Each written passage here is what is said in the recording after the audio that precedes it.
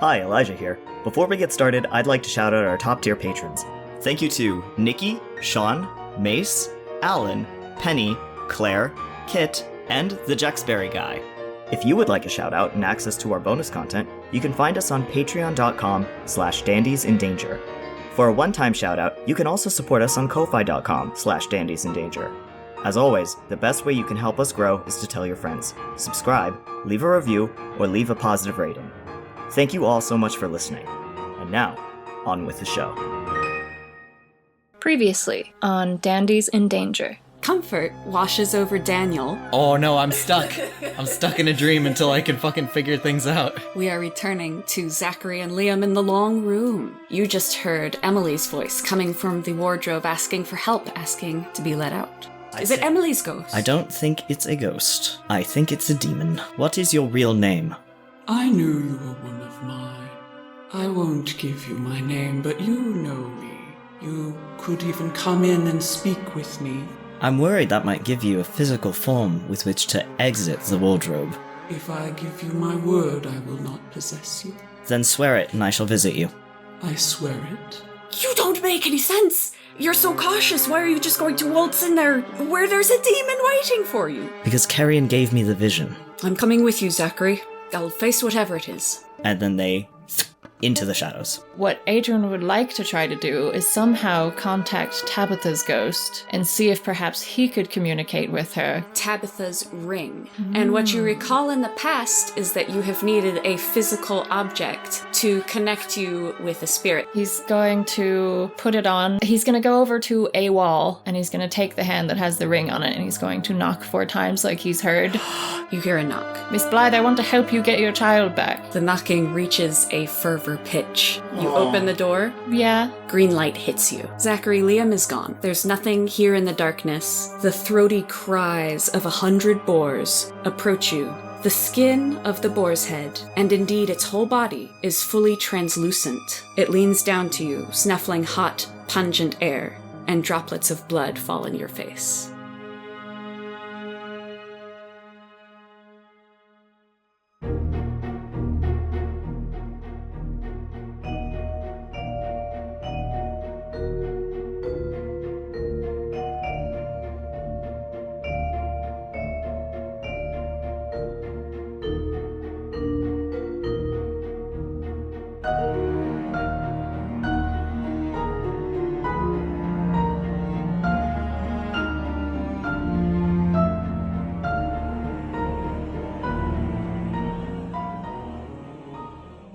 Hi, my name is Elijah, my pronouns are he, him, and I play the voice of Zachery Wilkos. Hello, I'm Cass. My pronouns are she, her, and I voice Liam Bardsley. Hi, I'm Chess, he, she, they, and I voice Daniel Pritchard. Hi, I'm Toast, pronouns she, they, and I play Adrian Edwards. I'm going to start off with a bit of dice rolling for Adrian. Oh. The last you saw was a green light flashing in your face as you opened the door to the honey room. Take 6 points of damage. Oh my god! Okay, no problem. I don't need 6 health points anyway. I'll do anything for Mama. The 6 health points were holding me back from Mama. Adrian, you feel horribly, horribly ill. You feel a kind of nausea deep in your stomach, and you're reeling for a second. You can't even open your eyes, and your fingers are tingling, your toes are tingling, and you're feeling severe muscle cramps all over your body.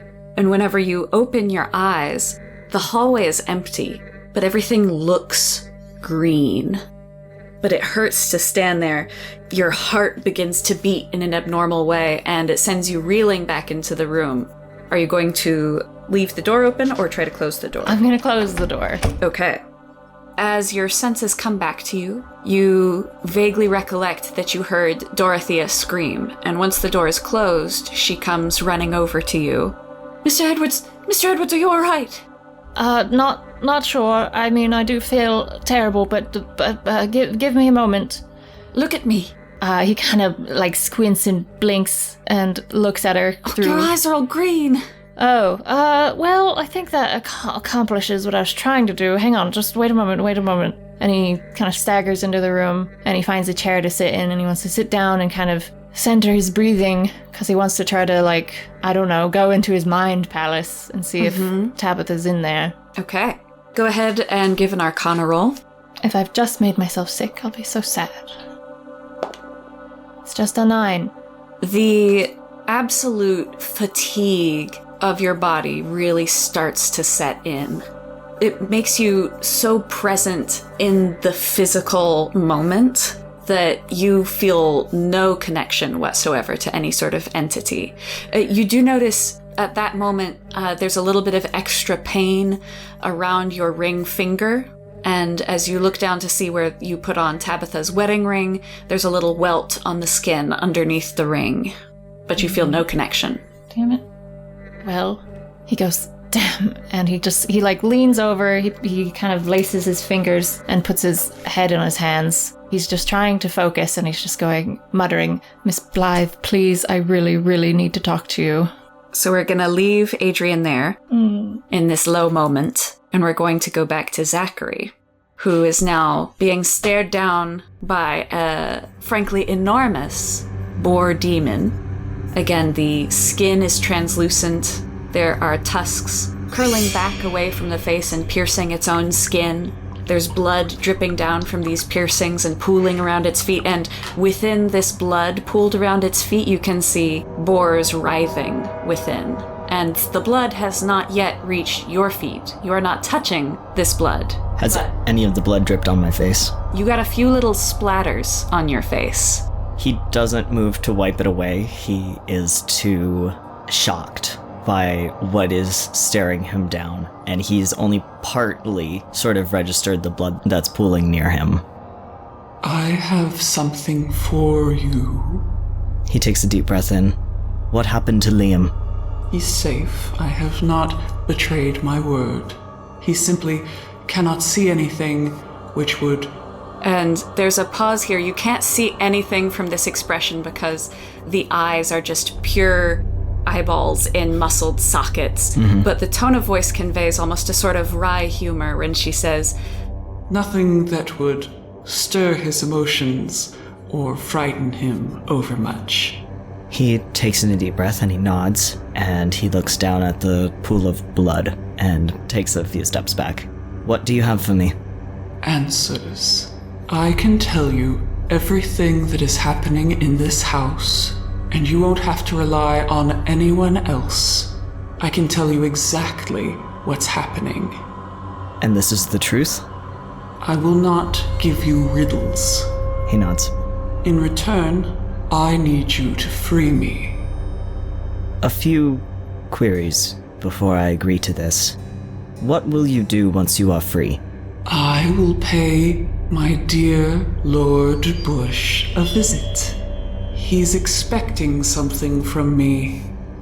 and you see movement around the muscles of her lips. It looks like worms at first, but then you realize that it's not actually worms, but fingers that are stretching out from her mouth. And the fingers extend further into hands and arms, and they begin to push her jaw open like a snake. You hear cracking and popping as this multitude of hands opens further and further, and then from the depths of her gorge, another pair of hands emerges. And this single pair of hands is holding a boar skull. You can just barely make out that the underside of it has been inscribed with markings, runes, something like that. Give me a wisdom roll. That was a 1. You feel your own bile rising in your stomach at the sight of this, and it is an effort to keep yourself from throwing up. The hands draw the skull back within the boar's stomach, and the hands then pull the head of the boar closed again and disappear within her mouth. He studies his breathing. We had an arrangement, he and I, and he's trying to escape it.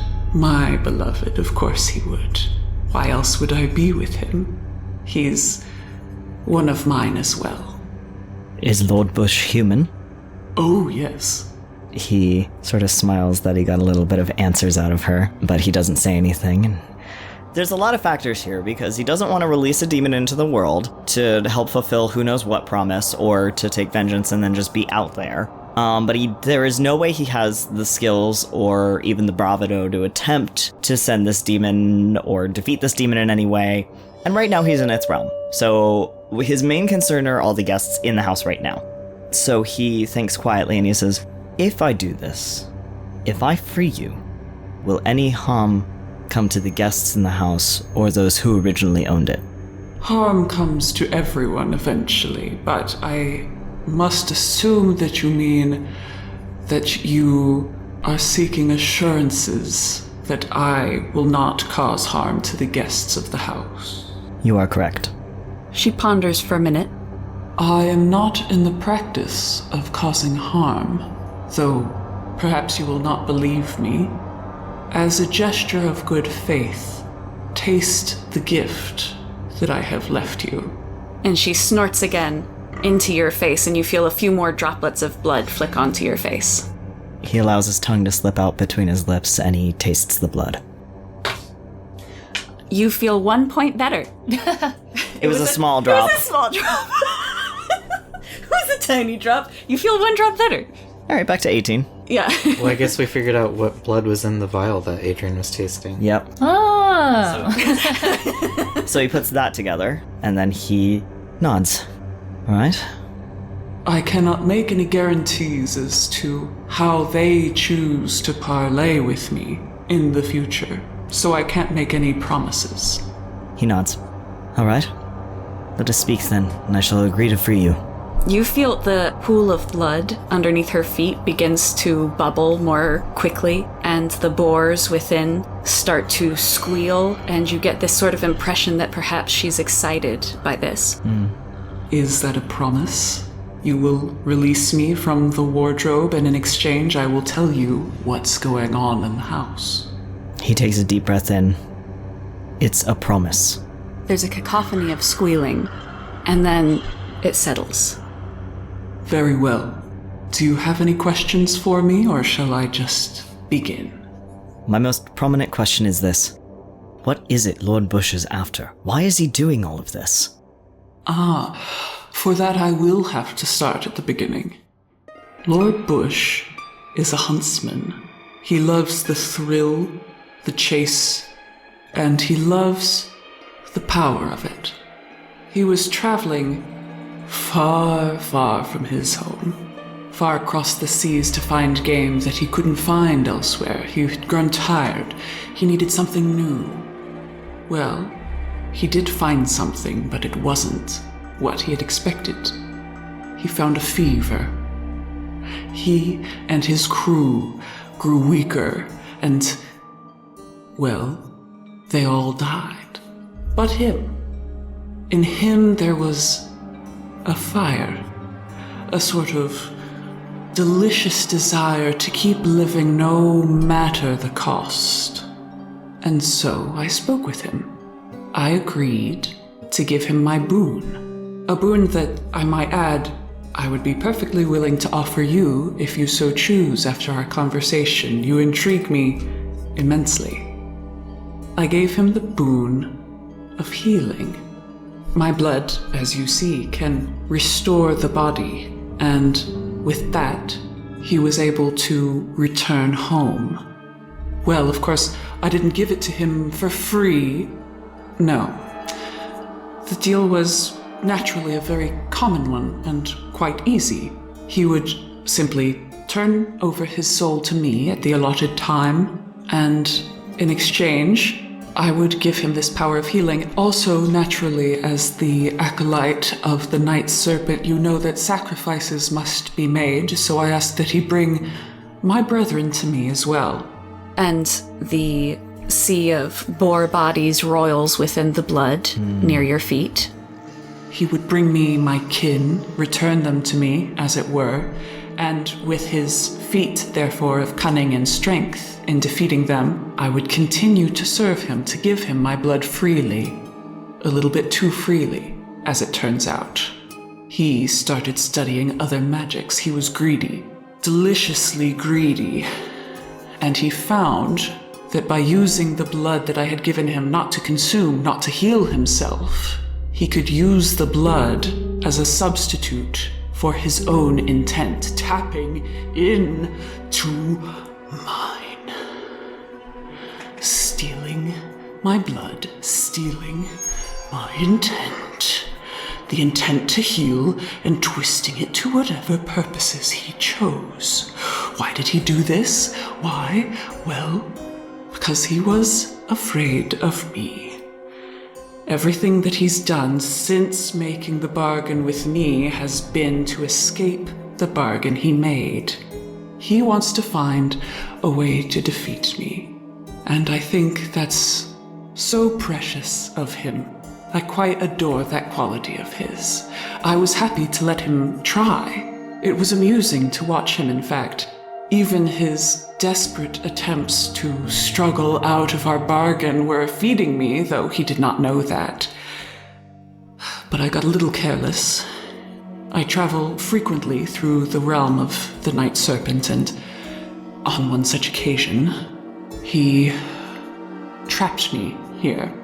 I'm in the shadow, and if I could simply get out of the ring of light that is encircling this wardrobe, then I would be able to slip into other shadows and more back into my natural habitat. But for now, I am trapped in here. And he's been using the time that I've been trapped to build a new source of power. I see. So he has been using you, abusing your power, and now trying to defeat you and replace you with a substitute. I don't believe he's trying to replace me. He simply wants to be free and powerful. He nods, thinking about this. And do you know anything that has happened to the patrons of this establishment? Why some of them are acting strange? Oh, yes. It's quite simple. By accident, Lord Busch happened to discover something quite significant. I have to give him that. You see, one of the residents of this manor, Mr. Blythe, had a rather unfortunate accident in the attic. There were several artifacts there that Busch had been collecting, and in the process of trying to destroy them, Mr. Blythe nearly tore his soul from his own body prematurely. What Busch realized was that a soul trapped in limbo created an immense energy.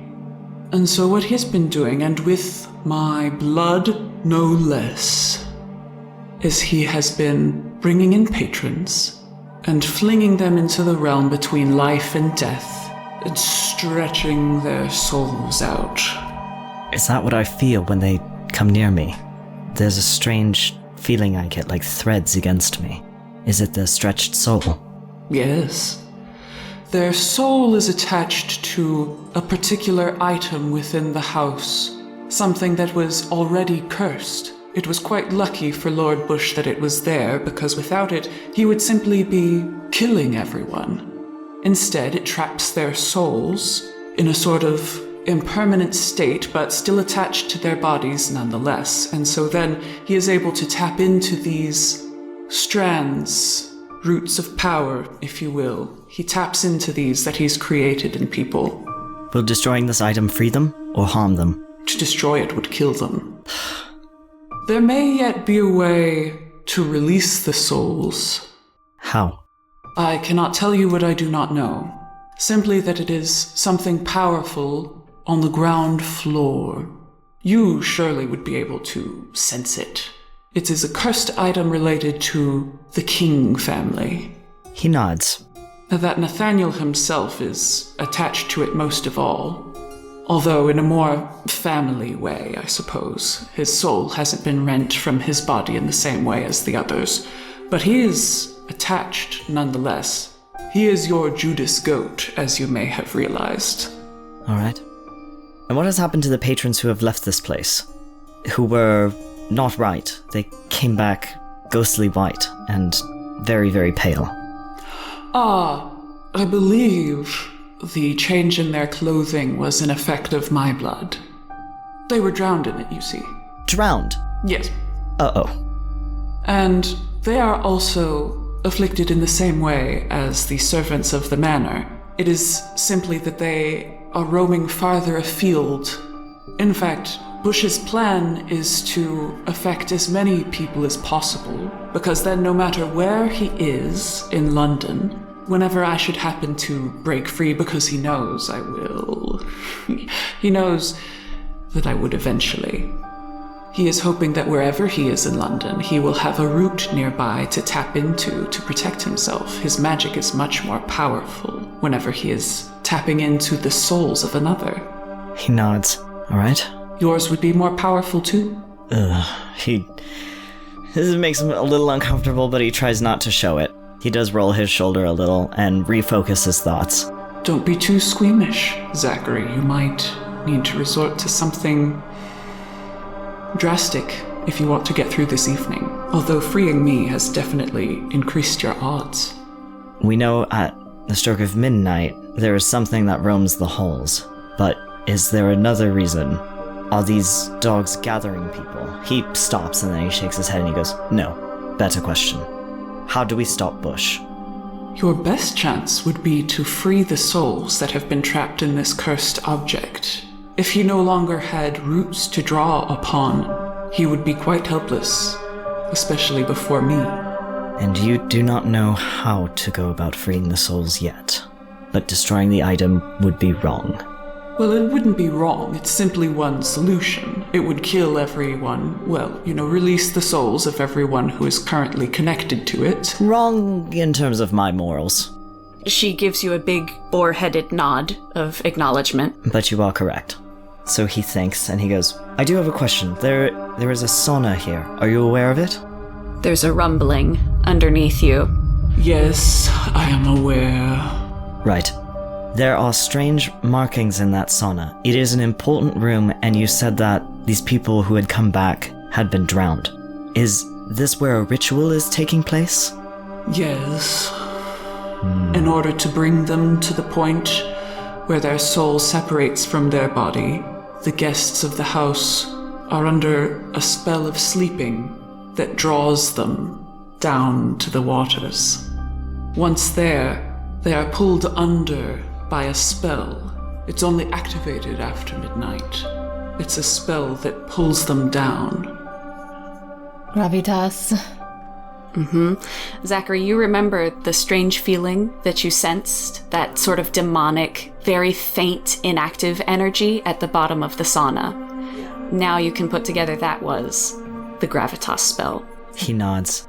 They are brought there drowned, but whenever their soul is ready to depart, it is trapped in the cursed object nearby, on that floor, thereby creating the root. Their bodies stay alive. Well, that's rather my fault too. I have healing powers, and it keeps their bodies alive even as their souls are being torn out. Okay. The markings you mentioned are not of my making naturally. He simply was twisting my intention into spells of protection should the inner sanctum ever be invaded. That will pose a threat to you. Those are his spells, with my blood. Okay. So the best way to stop Lord Busch right now is to find this route, safely disconnect everybody from it, and of course free you in the process. Yes. Do you know how to free yourself? This sparks a little bit within her, and you think almost that she has become bigger than usual, and she starts stamping her hooves on the ground ferociously, and it's splashing blood up onto your knees as she's stamping, and she says, Do you think that if I could have escaped by myself, I would still be here? Zachery hears this and resists the urge to be shaken up and takes a deep breath and goes, all right, if you do not know, then I will find a way. I said I cannot free myself. All you need do is allow the shadows to reach the wardrobe. That I can do. As a gesture of good faith, why don't you take more of this before you go? and she lifts a hoof that is dripping with blood and reaches it towards you. He accepts it. How do you accept it? I think he puts his... Sorry. Say that again where I haven't interrupted you. But literally, I also thought of him just, like, allowing the drips in, and I'm like, maybe don't be a weirdo, Eli. As artistic as that is, maybe don't be a weirdo. So he cups his hands and he puts it out in front of him. Mm-hmm. And then he allows the blood to drip into it. I assume there's blood dripping into it. Yes. And then he drinks it like that. Heal yourself up back to full. Heck yeah. You are, from here on, you would be able to head back out of the wardrobe the same way that you came. The path becomes clear to you. Mm-hmm. And she says, Don't worry about your friend. I've placed him where he will be most needed. He squints at this, but he trusts her, nods, and walks back out of the... or rather, uses his power to exit out of the wardrobe. Excellent. Back in the honey room, the 12:30 chime strikes. Adrian is beside himself. He's been feeling ill. You're still fighting down that feeling of nausea. You've been feeling sick like this for about 5 to 10 minutes or so. And then you begin to hear Daniel make a sort of distressed noise in his sleep. Adrian's head snaps up and he looks to Daniel and he gets up, staggers to the bed to check on him. Give me a wisdom roll, and I'm also going to give Dorothea a wisdom roll. 15. That's good, because Dorothea did not do well. With the 15, something flickers in the corner of your green-tinted vision. The mirror was replaced, and you see, in the reflection, there's lights dancing within.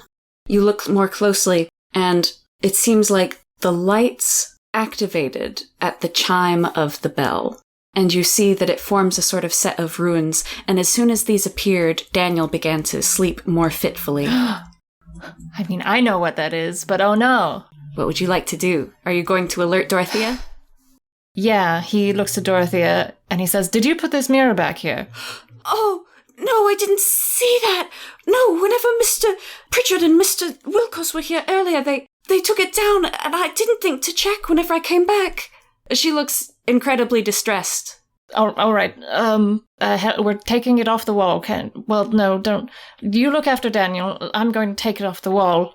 Is it on the wall? Yes. If that's not what I said before, fuck it. Okay. It's on the wall. He's going to take it off if he can and just drop it on the ground because he doesn't feel good. Oh, okay. Are you going to break it? Yeah, if it breaks, it breaks. It breaks. All right. Daniel, you wake up. My parents don't love me. He kind of gasps awake and he's sweating. A bit bewildered.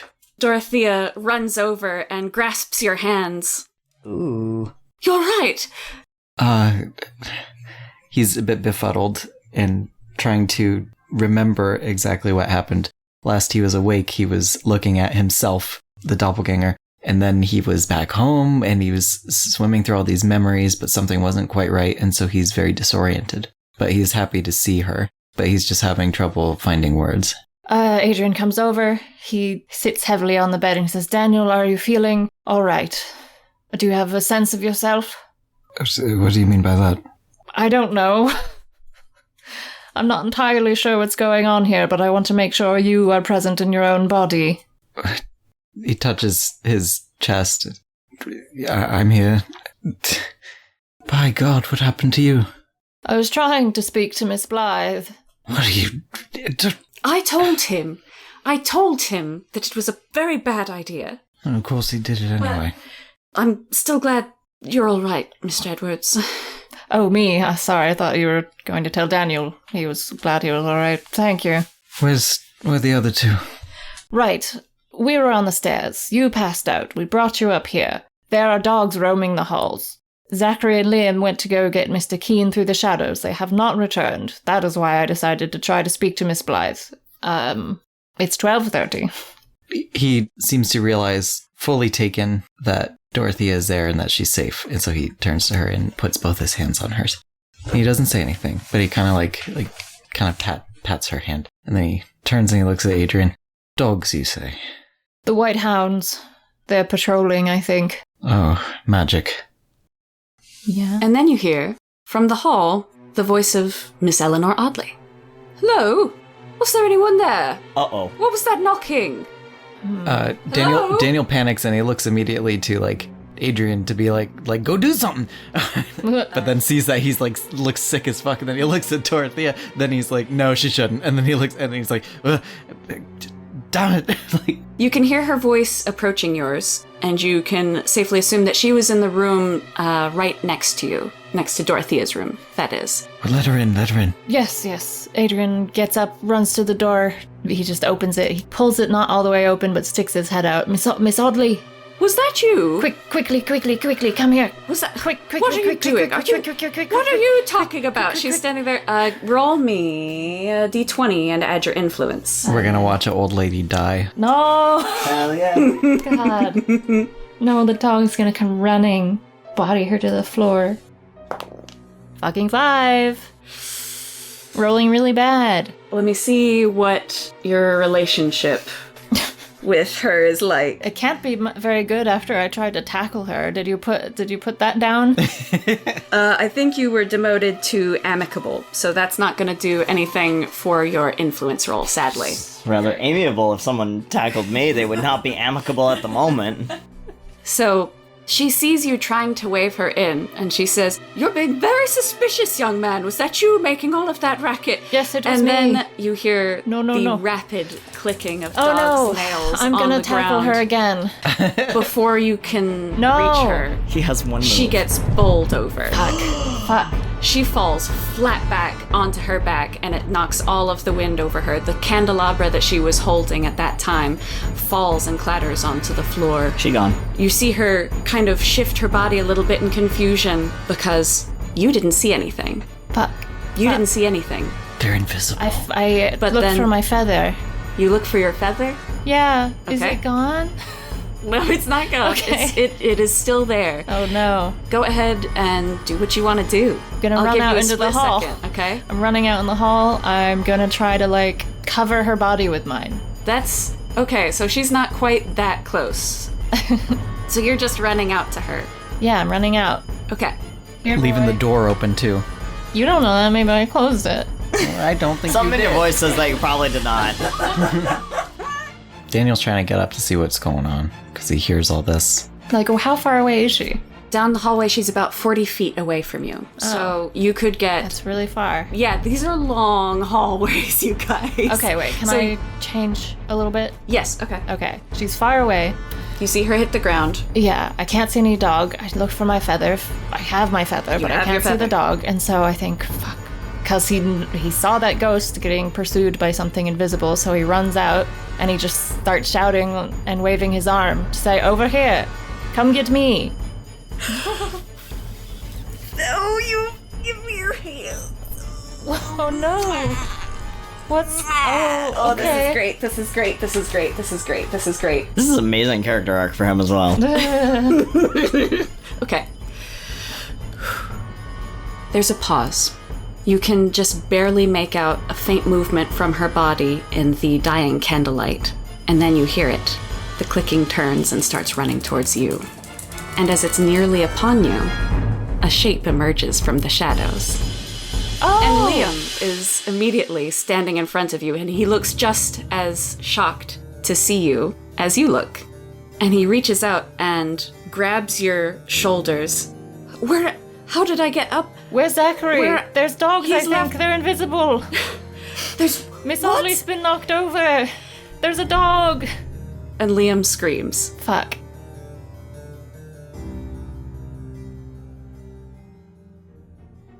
Liked what you heard?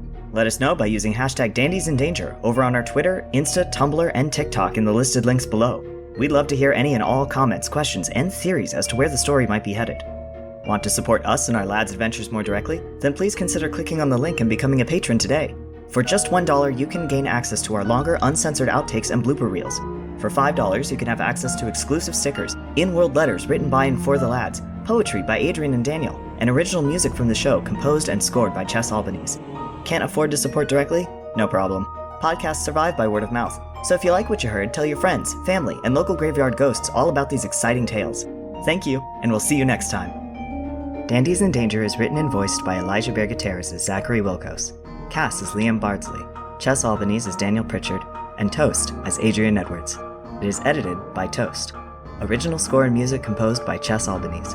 It is produced by Dandies team and made possible by listeners like you.